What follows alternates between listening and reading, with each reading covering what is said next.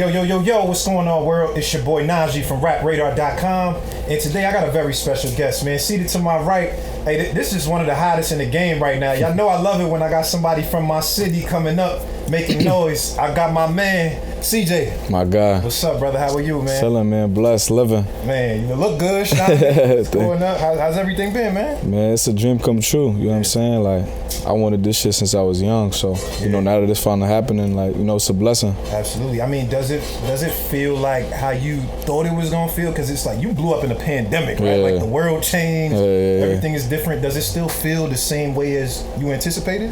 You know, it's a little different. You know what I'm saying?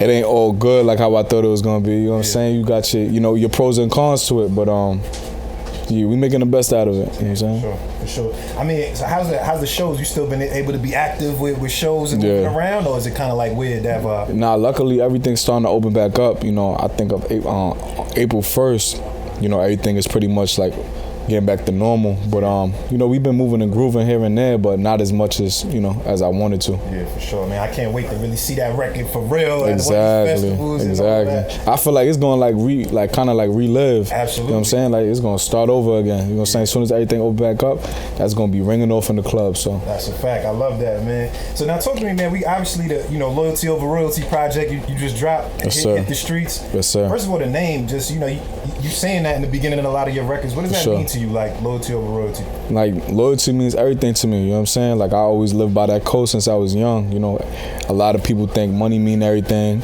You know, money could buy you happiness. I feel like, you know, if the people around you ain't, you know, loyal to you or genuine, it don't mean nothing. You know what I'm saying? So, you know, I got that shit tatted on me. So I was like, yo, I'm gonna name the project Loyalty or Royalty. Yeah, that's a fact.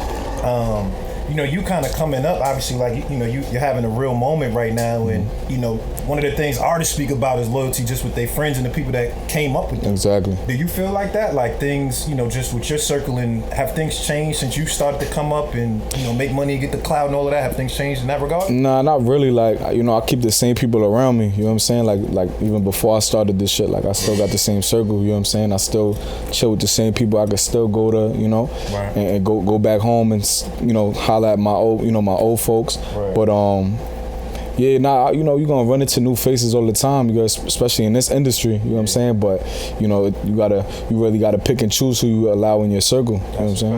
That's a fact. I definitely want to get into the project, man. One of the records that really stand out to me, the Politics joint. I like that record a lot. Yeah, that's one of my favorites. Be hard. Tell me about your mind frame when you kind of creating records like that. Like, how do you approach it? Like, what's the approach when you get in the studio about to make records?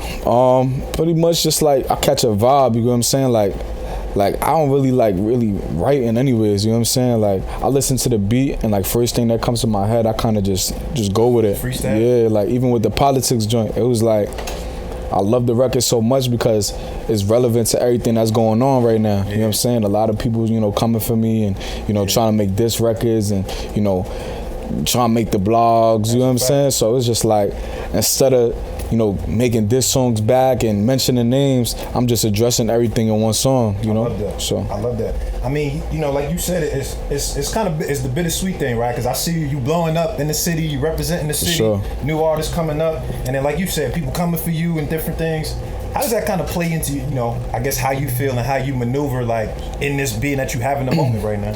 I mean, I guess it kind of come with the territory, you know what I'm saying? Like when you hot and you smoking, everybody want that spot. Everybody want to be the top dog. Everybody want to be number one. Everybody want to be the hottest in the city. You know what I'm saying? So when they don't got that spotlight, they feel like, all right, let me mention this nigga name so, you know, maybe I could get some recognition. You know what I'm saying? So that's how I look at it. But I don't really pay much attention to it. Like I'm gonna just keep making great music and doing my thing. You know what I'm saying? So. I really like that. Back to the project, you got the I'm Lit record with French. That one stands out sonically. It don't really sound like the other joints on the tape. Exactly. Talk about that. Just you and French in the studio. Obviously, you know, y'all came and it seemed y'all partnered up. I think. Just talk about that. You know, just the Lit record in the studio with French. Nah, that record right there, like we just heard the beat and we was like, automatically we just thought club. You know what I'm saying? We was like, hold on, like this right here. Demon time. Yeah, I'm like, yo, like girls in the club, you know, drinking out the bottle. He's saying drinking out the bottle. Shorty on that demon time. Like it's just like club just came straight to our head. So we was like, all right, how we going? You know, what we gonna do on this, like as far as the chorus. But it was just, it's super relevant to what's going on right now. You know, I'm lit. You know, got you feeling lit. You know what I'm saying? Like it's a super dope record. Me and French, like as soon as we locked in, we connected. You know what I'm saying? Like we got a few joints that's really gonna take off. Okay. For so sure. are you coke boys? Because I know the streets want to know, they see French really embracing you, putting his arm around you, fucking with you. Are you a part of coke boys? Yeah, you know, I'm always, you know, I show love to who show love to me. You know what I'm saying? French, he came on some super genuine, you know, just embracing me, you know, as a New York artist. You know, especially coming out of New York, you know what I'm saying? So, you know, French's family, you know, with the whole Coke Boy shit, he just, you know, kind of surprised me with the chain as a gift, you know what I'm saying? But, you know, shout out to Coke Boy, shout out to French. You know what I'm saying? That's a fact. Now, talk to me, I guess, just, you know, French is a veteran, so, you know, obviously it's great to be able to have somebody who came from where you came from, you know, and be able to see that and give you advice. What are the things that you feel like, you know, you've been able to learn and kind of pick up from your relationship with French? He probably, like, he just check up on me a lot, you know what I'm saying? Like, he just called me, like besides the music shit, like, yo, what's good, bro, you good? Like, you know what I'm saying? Everything good, where you at? You know what I'm saying? Like, he always just checking up on me. He just, like, one thing he really told me, just, like, you know, pay attention to your surroundings and just really, like, just worry about safety, you know what I'm saying? A lot of rappers is getting killed, a lot of young artists is losing their life, you know, over gun violence and shit, so it's like, he just be making sure, like, yo, you good? You with security, with the fam, you know what I'm saying? Like, he just be he be just checking up on me, making sure I'm straight. But yeah, shout out to French, that's family. Nah, for sure. I mean, that's a fact though, what you just said, bro. Like, I know Jim Jones, he had that shit the other day where he was saying, or not the other day, but he was saying, you know, being a rapper is like the most dangerous job in America. It is. You know what I'm saying? It is. How you feel like that, like just, you know, navigating, like obviously we see the, you know, when people dying, getting shot, all type of shit. How does that play into kind of, you know, how you move as an artist, you know, coming up? I mean, I kind of been moving militant like since I was young, you know what I'm saying? I always had that, you know, that mentality just to move right, you know what I'm saying? Always watch my surroundings, you know, when I'm on my way home, always checking my rearview mirror to see who following me, you know what I'm saying? So I kind of always live by that, but now that I'm an artist, I'm more in the spotlight. I gotta do shows, I gotta go here, I gotta go there, you know, it's just that times 100 now, you know what I'm saying? But like I said, I always been moving like that, so it's kind of like something that's already in me. Yeah, that's a fact. I like that. Obviously, we gotta get in the Whoopty fucking huge record, like, yes, come on, man, like, we talking Billboard top 15, like crazy. Top 10. Excuse me, top 10, yeah. Top 10, Billboard. Shit. We just went platinum, let's get it. You just went platinum? Just went platinum. Congratulations, bro. Yes, sir. Congratulations. When you in the studio making a record like that, is that something that you know, like, nigga, this is one of them ones, or is it just like, it just kind of happens and you just, you know, good after that? Nah, you know what's crazy? Like, when I first made it, like, I kind of knew it was gonna be something, you know what I'm saying? I didn't know it would be this, but I knew it would be something. Like, when I replayed it in the studio, when I finally finished it, I'm like, yo, Pat, run that back. I'm listening to the shit, I'm like, nah, this is different. This is different. Like, it just, like, sonically, it just sound different, you know what I'm saying? And a lot of people don't know that was my first drill beat that I ever even attempted to rap on. I never did a drill song before, so that was my first drill song coming out the gate, fresh out the gate, and that shit was just some huge record. That's a movie, banger, banger. Crazy. So hold up, like you.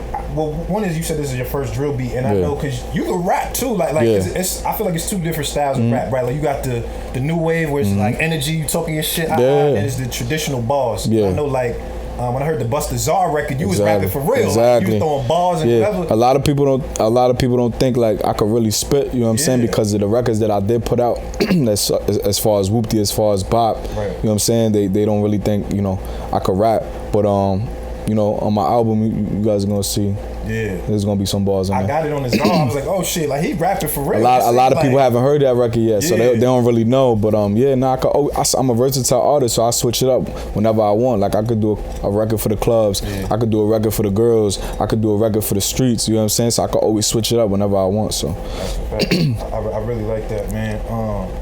Obviously, a big, huge part of the success of the record was TikTok, right? Like your TikTok was going crazy. I'm always watching TikToks and monitoring how shit start moving. I slept on that shit. I ain't gonna lie. Like I never realized how big TikTok was or how powerful it was. Like I ain't really know what it was. I'm gonna be honest with you. Like when I made the record, like I didn't know what TikTok was. I was asking my little sister got a TikTok, you know what I'm saying?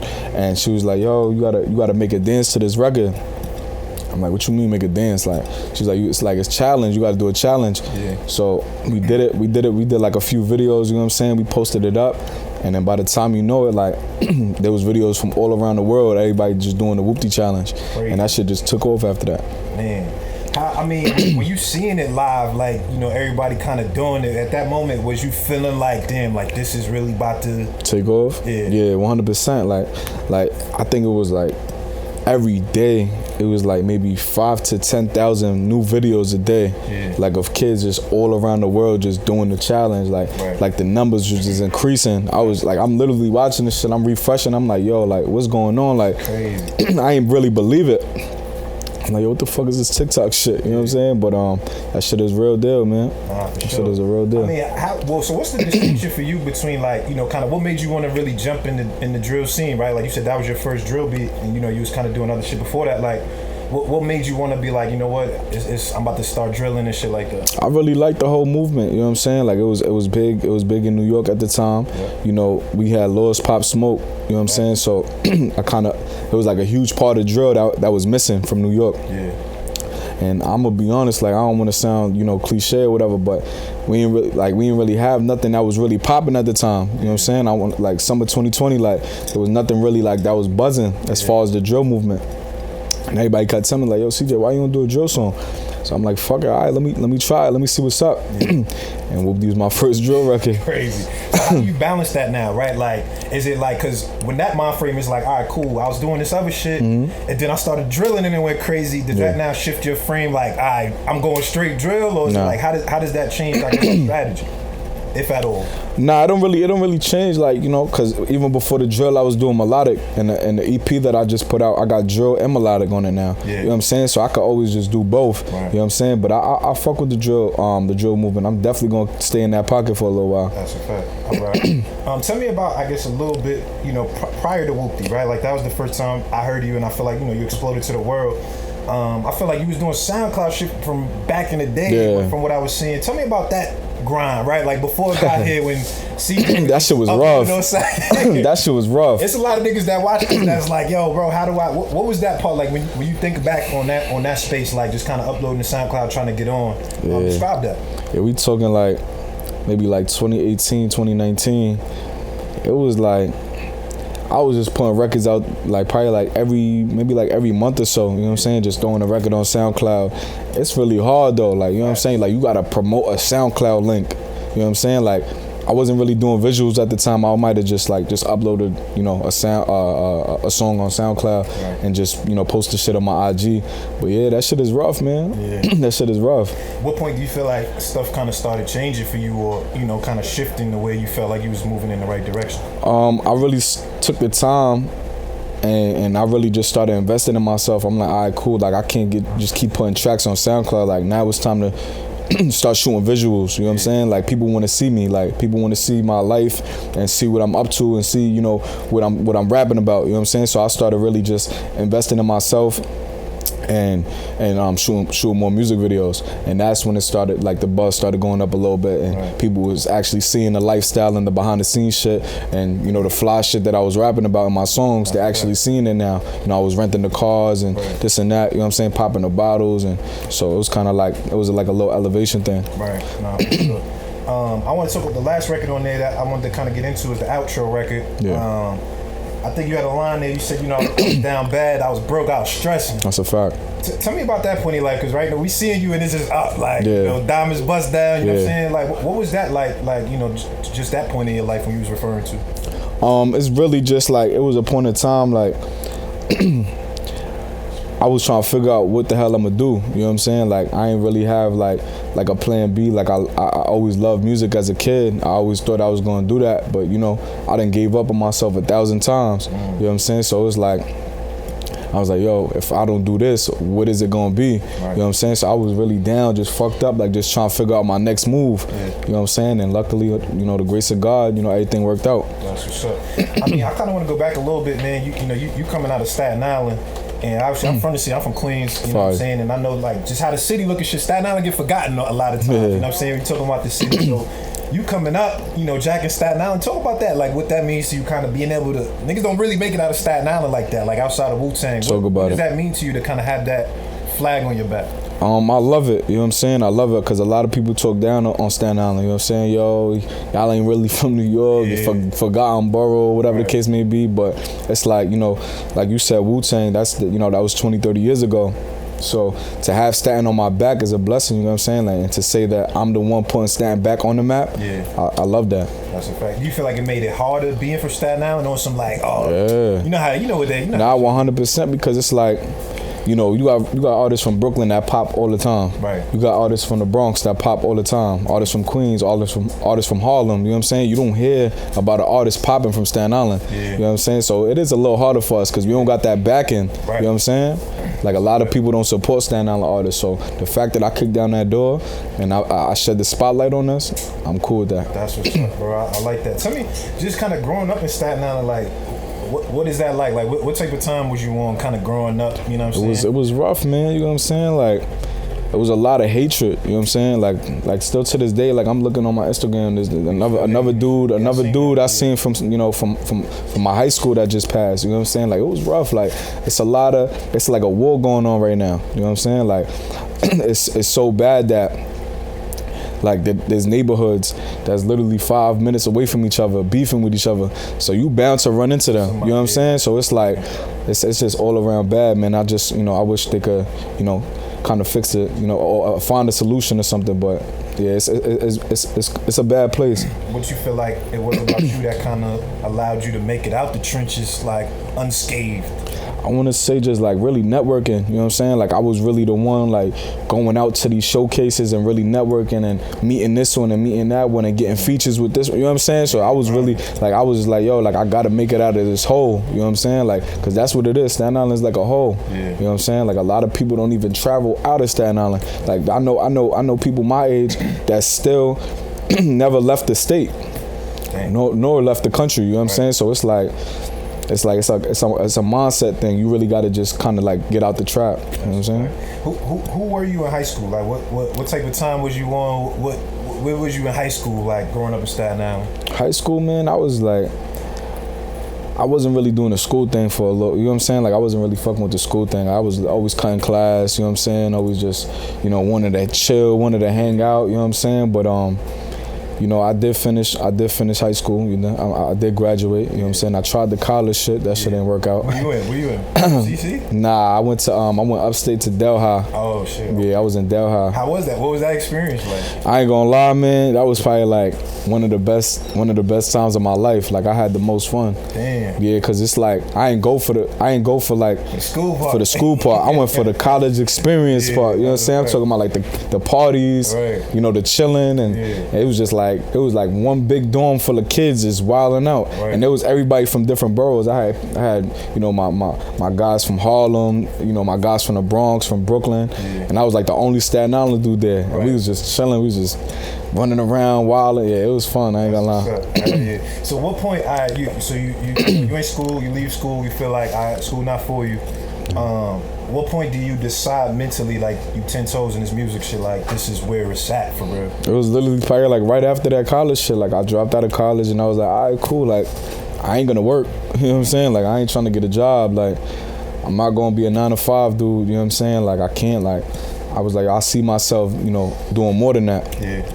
And like I said, I really just started investing in myself, you know, putting a little money to the side, you know, started paying for videos, started paying for studio time, and really just started taking the music shit serious. Nah, for sure.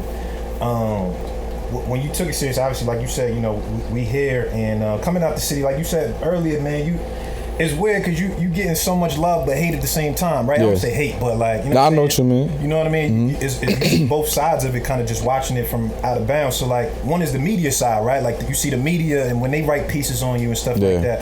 How does that make you feel as an artist, right? Like, you lit, this is your moment, and you know, kind of reading things in the media. How does that make you feel? Nah, I look at the positives, you know what I'm saying? Like, I don't really care about the negative shit that they talking about, you know what I'm saying? Like, you know, I feel like I got more people that love me than hate me, you know what I'm saying? So I kind of just look at that and just run with it. Like, I'm good, like, I'm blessed. Like, look where I'm at, you know, thank God, you know what I'm saying? I just try to stay focused on the music. I don't really care about, you know, what everybody else talking about. Even on the street side, cause like there's the media side, right? Then there's the street side. So niggas is out here saying, "Oh, you're not valid with this," whatever the case is. How does that play into kind of, you know, just what you feel about, you know, when niggas is coming out saying stuff like that? Everybody gonna say something, man. You know what I'm saying? Like, everybody got an opinion. Like, you can't please everybody. You know what I'm saying? That's what I live by. You can't please everybody. You can't make everybody happy. You know what I'm saying? You just gotta take care of you and yours, and make sure your family's straight, and just keep doing what you do. You know what I'm saying? As long as me and mine is good, I'm good. You know what I'm saying? Do you care that other niggas is mad at the word Whoopty? Like, you care about that, or is just like whatever? I mean, I feel like they mad at the fact that how it happened. You know what I'm saying? Because you know, whoever been, you know, saying it for however long, you know what I'm saying, and it never popped off. You know what I'm saying? There's a million, you know, Whoopty songs if you really do your research. And my shit just took off. I feel like they mad at the fact, like, it's me. You know what I'm saying? Like, yo, who the fuck is this nigga? You know what I'm saying? But that's really it. Like, I don't really feel no way. Nah, for sure. Another thing, I mean, is interesting about your story. When before you walked in, the OG James Cruz came, pulled up. Man, it's always good to see him. Yes, sir. That's your uncle, right? Yeah, for sure. That's my uncle. That's so dope, man. Just to have, like, you know, a big homie, somebody who's really seen it and been in the trenches. For those who don't know, you know, James Cruz has worked with Puff and 50 and a bunch of other people. Exactly. How has that helped? You know, obviously it's helped your career, right? Because he guides you, but what do you kind of get out of that? Just kind of him, you know, being your uncle and family and just being able to talk to him. He just, you know, he's a huge help. You know, he's just leading me in the right path, and just, you know, he made the mistakes, you know, in the past, you know, and obviously he's been in the game for so long, so he knows what's right and what's wrong. And he's just like, yo, like, listen, we're gonna do it the right way. You know what I'm saying? I already did it the wrong way. I'm gonna show you the right path to go. And you know, it's been working out ever since. So absolutely, you know? Man. Yeah, I love what y'all are doing. With that, now tell me, I know you said that the album we gonna see kind of the differentiation between it. How you make the distinction between, like, you know, what's your approach, like a tape versus an album? Like, how do you approach it? Nah, it's a huge difference. You know what I'm saying? When you putting out an album, like, that's like a art. You know what I'm saying? Like that, like an EP is like, you know, I consider it a mixtape. You know what I'm saying? I want to treat it the same as an album, but this album is gonna be super dope. Yeah, super dope. When are we looking at? We got a date, like, as to when we? I want to say definitely summertime. Summertime for sure. Around 4th of July maybe.